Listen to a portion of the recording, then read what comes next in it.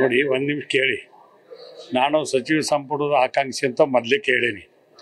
ಏನೇ ಮಾಡ್ಬೇಕಾದ್ರೂ ಕಾಂಗ್ರೆಸ್ ಪಕ್ಷ ಹೈಕಮಾಂಡ್ ಹೇಳಿದ್ದ ಫೈನಲ್.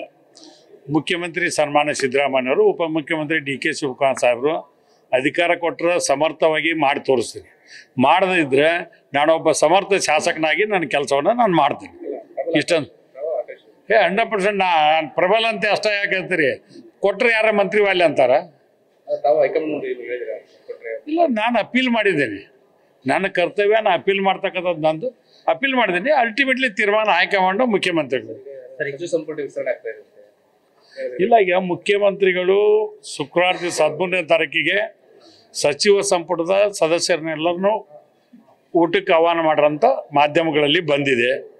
ಅದ್ರಾಗ 12 ಮಂದಿ ಅಂತ ಒಂದು ಪತ್ರಿಕೆಯಲ್ಲಿ ಬಂದಿದೆ, 15 ಮಂದಿ ರಾಜೀನಾಮೆ ಕೊಡ್ಬೇಕಂತ ಬಂದಿದೆ. ನಮ್ಗೆ ಅದು ಯಾವುದೂ ಮಾಹಿತಿ ಇಲ್ಲ.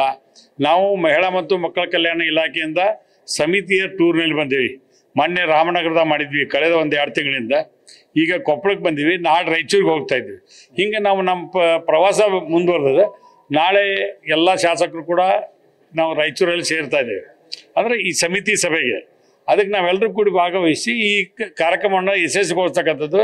ಸರ್ಕಾರದ ಯೋಜನೆಗಳನ್ನ ಅನುಷ್ಠಾನಗೊಳಿಸಲಿಕ್ಕೆ ನಾವೇನು ಕೊಟ್ಟಂಥ 5 ಗ್ಯಾರಂಟಿಗಳನ್ನ, ಅದ್ರ ಜೊತೆಯಲ್ಲಿ ಮಹಿಳಾ ಮತ್ತು ಮಕ್ಕಳ ಕಲ್ಯಾಣ ಇಲಾಖೆಯಿಂದ ಆಗ್ತಕ್ಕಂಥ ಎಲ್ಲ ವ್ಯವಸ್ಥೆನ ಸರಿ ಮಾಡ್ತಕ್ಕಂಥ ಒಂದು ಪ್ರಯತ್ನವನ್ನು ನಾವು ಬೆಂಗಳೂರಲ್ಲಿ ಕುಂತು ಸಭೆ ಮಾಡ್ತಿದ್ವಿ.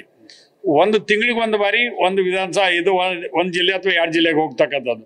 ಇವತ್ತೊಂದು ಪ್ರಯತ್ನ ಮಾಡಿ ರಾಜ್ಯ ಮಟ್ಟದಲ್ಲಿ ಓಡಾಡ್ತಕ್ಕಂಥ ಒಂದು ಕೆಲಸವನ್ನು ಮಾಡ್ತಾಯಿದ್ವಿ. ಭಾಳ ಪಾಸಿಟಿವ್ ರಿಸಲ್ಟ್ ಬಂದಿದೆ. ಜಿಲ್ಲೆ ಸಮಸ್ಯೆಗಳ ಬಗ್ಗೆ ಯಾರಾಗುತ್ತೋ ಒಂದು ಹೆದರಿಕೆ ಇರ್ತೈತಿ. ಸಮಿತಿಯವ್ರು ಬಂದು ಹಿಂಗೆ ಕೇಳಿದ್ರಲ್ಪ ಅಂತಿಕೊಂಡು ಹೇಳಿ ಅವ್ರು ಏನು ಕೆಲಸ ಮಾಡಿದ್ರೆ ಸಮಿತಿಯವರು ವರದಿ ಕೊಡಲಿಕ್ಕೆ ಅವಕಾಶ ಇದೆ. ಆ ಕೆಲಸವನ್ನು ಮಾಡ್ತೇವೆ.